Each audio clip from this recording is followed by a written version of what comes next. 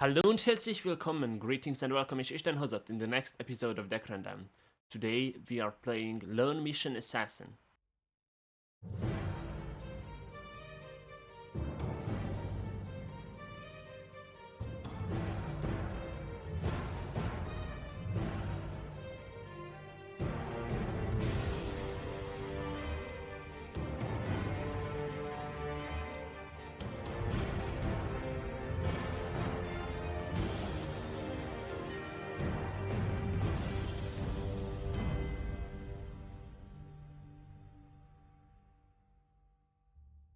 Lone Mission Assassin is a combo control deck, although the main thing is the control and then we have combo for the finisher, but you can win without the combo part. So the combo is, of course, the namesake, it is Lone Mission. Make a creature disappear until the end of this turn. When it reappears, trigger its summon effect twice. If it doesn't have one, give it cover until it attacks, but of course we will be using it on our creatures who have summon. So in the first row, we have creatures whose summon abilities are quite cool. And the first is, obviously, the Light Rune, who will summon 2 Hornbeam Warriors and summon, which means that if we play the Light Rune on 10, and then we have a Lone Mission to follow it up, then on 10 we will summon 2 Hornbeams, and we will deal 4 damage to our opponent, and if they don't remove the Light Rune, then next turn we have 8 damage ready, and 4 other Hornbeam Warriors to summon. Of course this won't happen much, so you can't rely on this. This is why we have just a good control deck, and then we have combo finishers.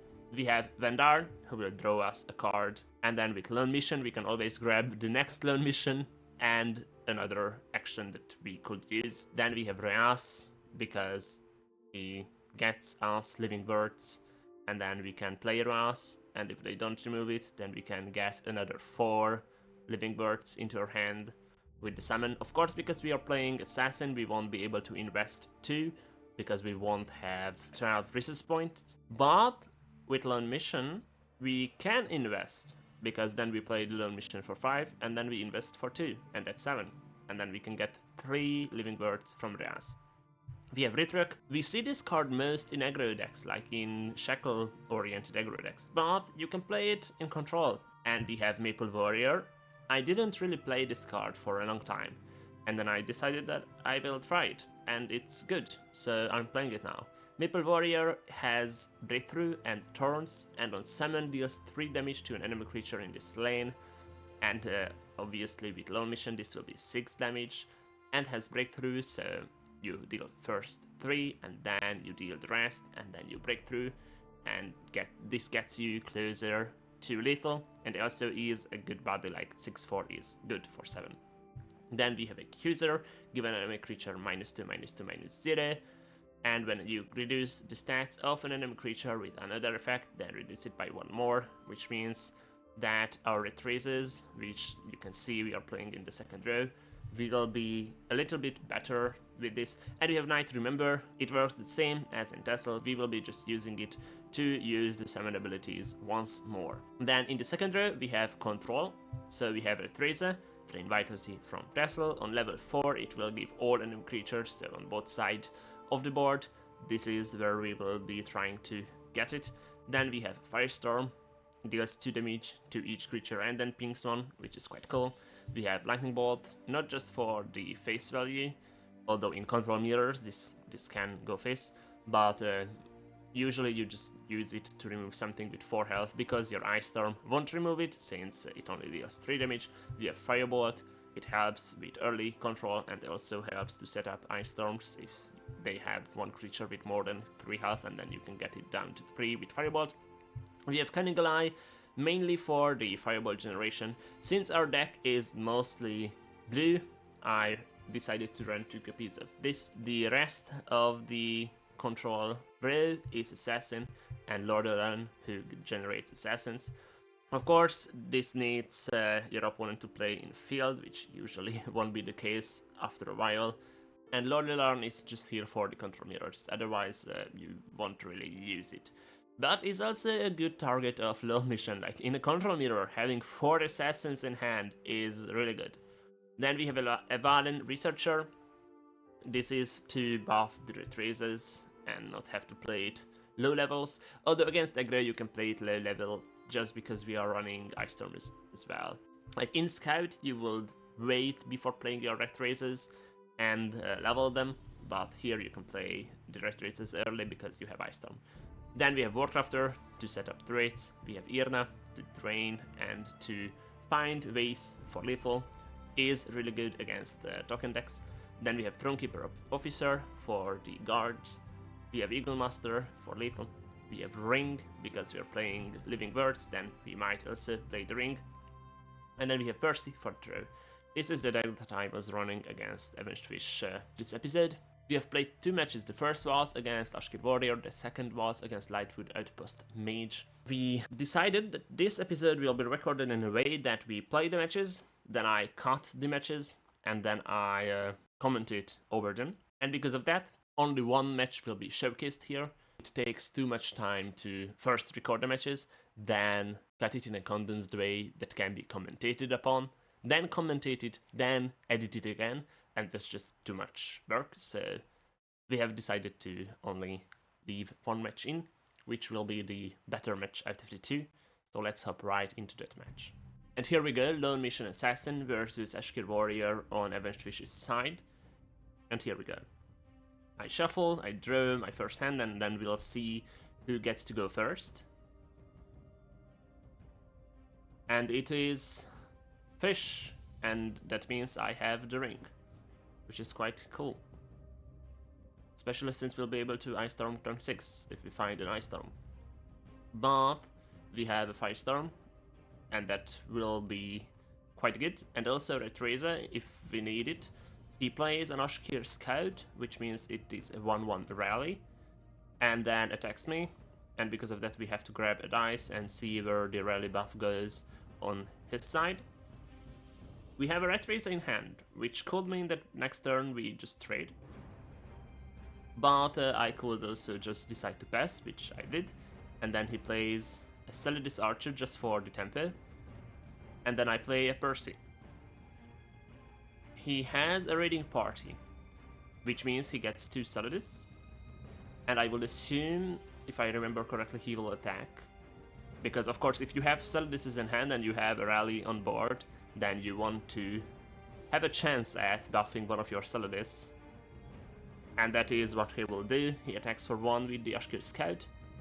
Then there goes the buff.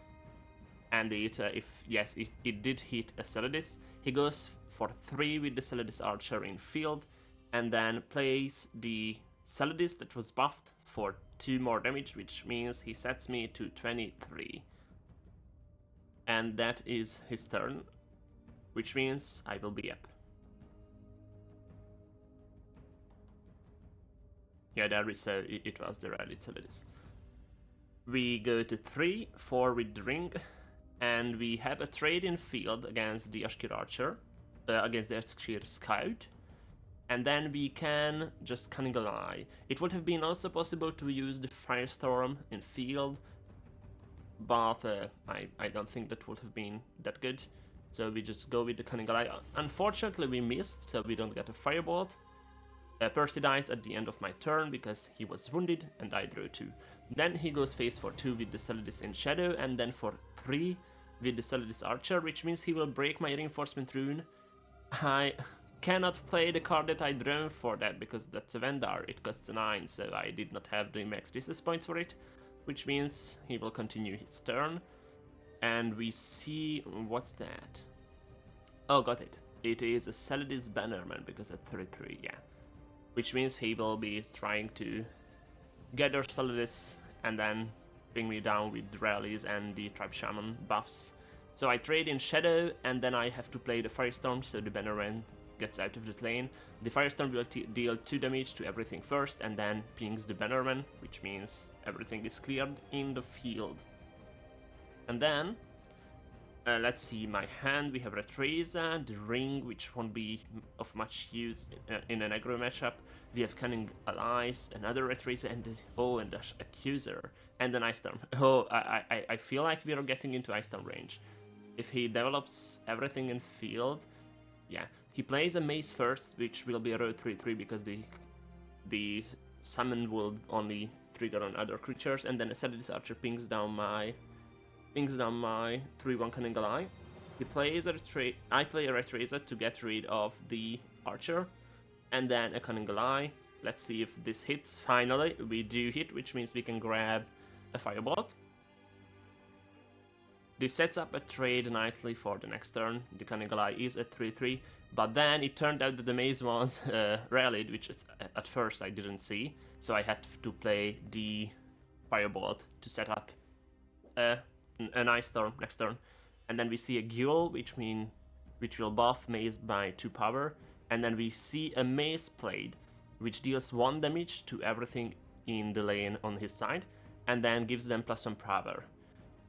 And this is where, if I don't have the Ice Storm, which I do, then I would have lost here, because I can trade with Maze, who had 7 power and just hit, but then there will be 2 creatures left and they would kill me. But I have the Ice Storm, so we go for the Ice Storm and we clear the board.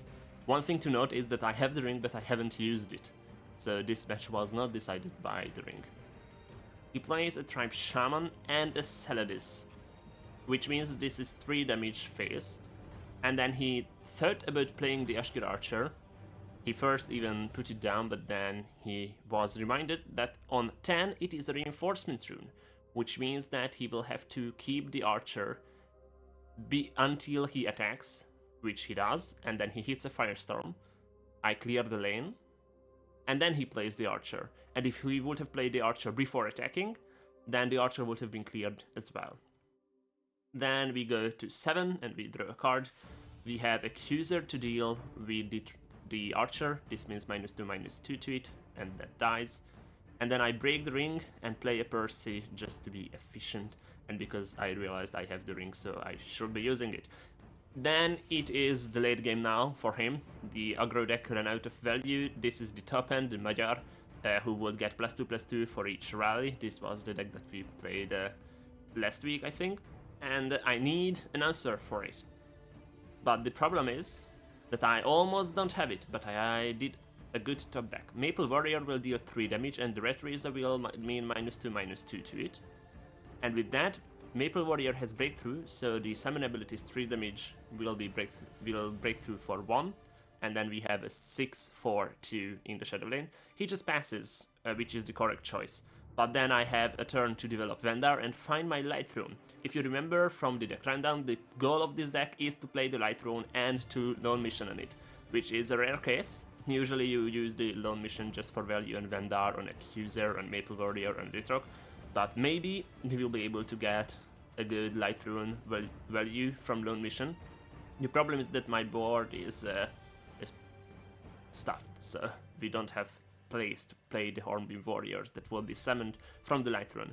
Then it is his turn again. He plays a better morale, which would give all of his strength creatures +1 power, and then plays the Celadis Archer. He wounds the Percy, so my Percy will be out from the board. I will draw 2, which will probably mean that I will overdraw, but it doesn't matter since we have the hand advantage and the board advantage now. We just have to deal with the Shadow Lane, which could be, to be fair, it could be troublesome in Assassin to do that once you run out of your actions. Like we have played the Red Razors, we have played 2 Firestorms, we have played an Ice Storm, but fortunately we have Maple Warrior who can deal damage in the Shadow Lane if we use the summon abilities again. Then we go Accuser, it deals with the Shadow Lane, and here we can start to go face if we want to. It is not the correct choice. Like, you could just wait a turn, have a full board, and then start to go face. We'll see how we decide. We use the Lone Mission with the ring on Vandar, and we grab 2 cards. Now, this is always grab the second Lone Mission. It's like playing Uprising on Alaneth. This is the same thing. You grab an Uprising, and then you grab something else from the second Laneth in Nixax. But here we use the Lone Mission. It triggers the summon ability twice, so you can grab a Lone Mission and something else. And then we overdrew, of course. He has a Magyar, which is quite good as a turn 10, is it? Yes, as a turn 10 draw, a turn 11. But fortunately, we have a way to deal with that Magyar. But if we would not have the lone mission in our hand, then this would have been game over. Because if he can go face, he will find a way to go for lethal. So we start to attack, because I have the lone mission in my hand, which I will use. So I thought that maybe we could try to reinforcement rune something out of him, because we have a Retresa and the lone mission. Here comes an Ashker Shaman, which won't even need the Retresa, since this has guard, so I will be able to attack it with the Vandar in the Shadow Lane. He mentioned that this was a misplay by him. He should have played this in field, and then it would have taken a favorable trade on the Accuser, because Ashker Shaman has an armor. But now we can just trade with Vandar and then play the lone mission on Maple Warrior, and then at the end of my turn I will be able to deal 6 damage from the summon abilities. We play the Percy in field and the Warcrafter to ward up Vandar, because there is Ashkir Archer in his hand, or in his deck, and if he finds another creature with rally, then he would have been able to ping down the Vandar. And then at the end of my turn I deal 3 damage to Magyar, and then I deal 3 damage again, 2 of them breakthroughs. And here we see the Ashkir Scout and the Ashkir Archer, so if I wouldn't have warded up the Vandar, this would have meant that the Vandar is lost from the board. I still would have been able to win in a few turns. Like, I have the Retresa, I can clear this board, it doesn't matter. And then I have Light Rune for reach. But here, he is not able to clear the Vandar, so the ping will go to the Warcrafter. Quite unfortunate. And then I will just have lethal, I think. Like, our board is pretty good. So we can start to go face for 6 with the Vandar. He will draw a card on 15, and then he will play a card on 10. The card played is, oh, it's an Ashkir Reflex Blow, which means +1 power and the rally on the Ashkir Archer, but that's not enough.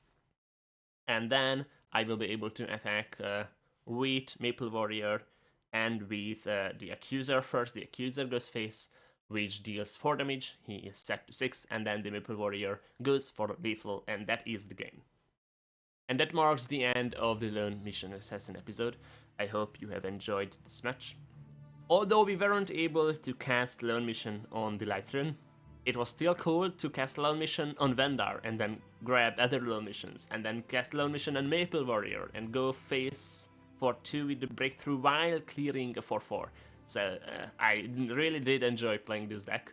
It turned out to be more fun than I would have imagined. This is one of those decks that I just made on a whim, because I wanted to play Lone Mission, and then it turned out that I like to play this deck. But back in the day when everything was on paper in Hungarian, this deck did not exist because Lone Mission wasn't a card. So it was cool to play Lone Mission with you before the next patch, because Lone Mission will be changed.